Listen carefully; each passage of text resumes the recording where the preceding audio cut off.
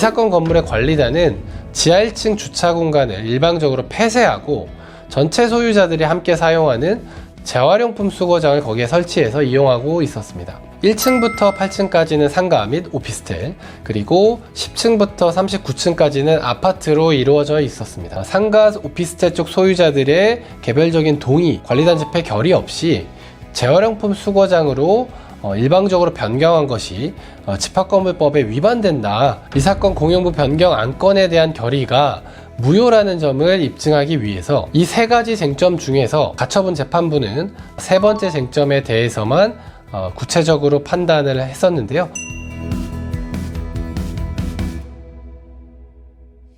세 번째 쟁점은 의결종족수 충족 여부인데요.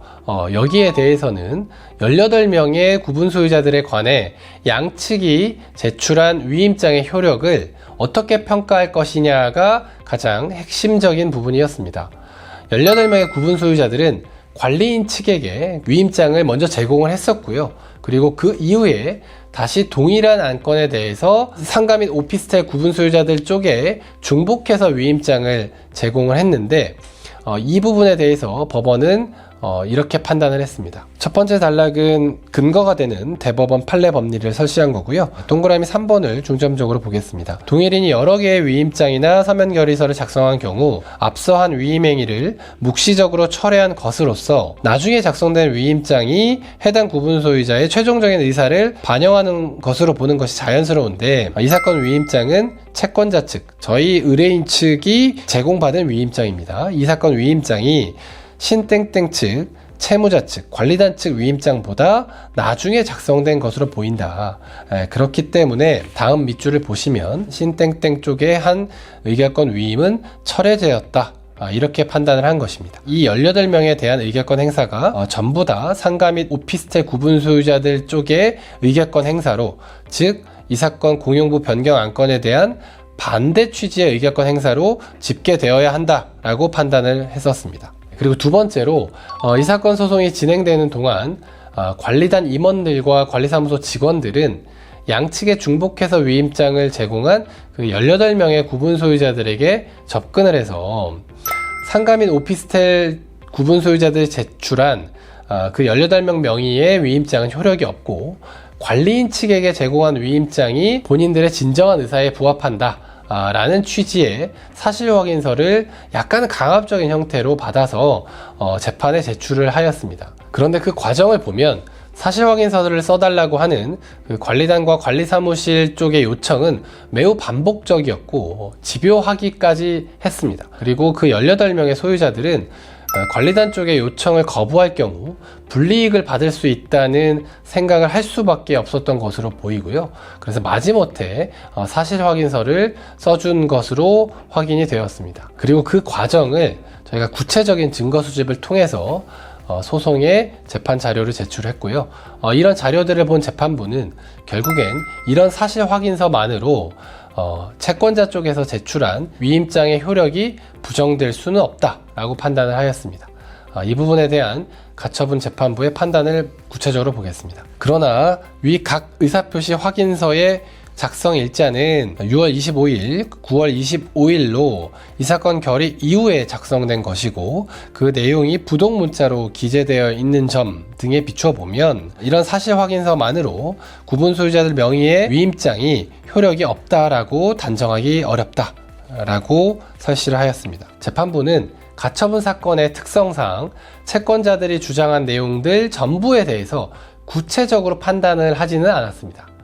그렇지만 저희 이현조 변호사팀이 제기한 세 번째 주장, 즉 의결종족수를 충족하지 못했다라는 주장이 인정된다고 보아서 이 사건 결의가 무효라고 판단을 하면서 이 사건 결의의 효력을 정지시킬 피보전 권리와 보전의 필요성이 모두 소명된다고 판단을 하였습니다. 이 사건에서 재판부는 저희 변호사들이 제기한 첫 번째 그리고 두 번째 주장들에 대해서 판단을 하지는 않았습니다. 즉 첫 번째, 일부 공용 부분인 이 사건 지하 1층 주차 공간을 재활용품 수거장으로 변경하는 것은 상가 및 오피스텔 소유자들의 권리에 특별한 영향을 미치는 것이기 때문에 관리단 집회 결의와는 별도로 집합건물법 제15조 제2항에 따라서 구분 소유자들의 개별적 동의가 필요하다 이런 주장에 대해서도 판단을 하지 않았고요. 두 번째, 일부 공용 부분인 이 사건 지하 1층 주차 공간을 재활용품 수거장으로 사용하기 위해서는 집합건물법 제14조에 따라서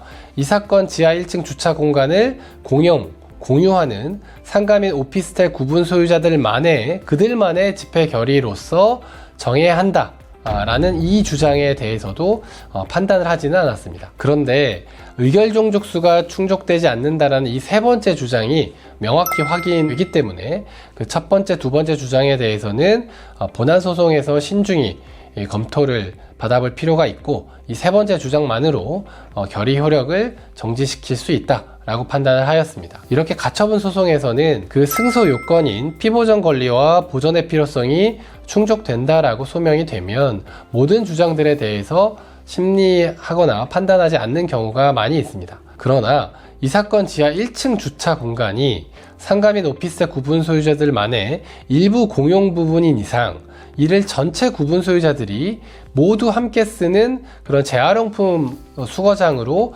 변경하고 그렇게 사용을 하기 위해서는 그 구분 소유자들, 그러니까 상가 및 오피스텔 쪽 구분 소유자들의 개별적인 동의를 받거나 그 소유자들만의 집회 결의가 반드시 필요합니다. 이런 결론은 우리 집합건물법 해석상 사실 좀 명백하다라고 판단이 됩니다. 그런데 가처분 재판부가 이 부분에 대해서 명확히 판단을 하지 않았던 것은 조금 아쉬운 부분이 아닌가 생각이 됩니다.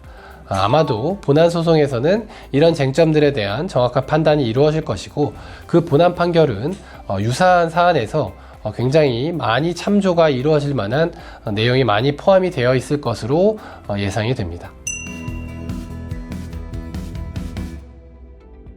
오늘 영상에서는 일부 공용 부분을 전체 구분 소유자들이 사용하는 공간으로 변경하는 결의를 추진하는 경우에 있어서 그 불법성을 지적해서 결의의 효력을 정지시킨 사례에 대해서 살펴보았습니다. 이런 사례는 상가의 비중이 상대적으로 적은 주상복합 건물에서 종종 발생하곤 합니다. 유사한 문제를 마주하고 있는 분들에게 오늘 소개해드린 사례가 조금이나마 도움이 되셨으면 좋겠습니다. 감사합니다.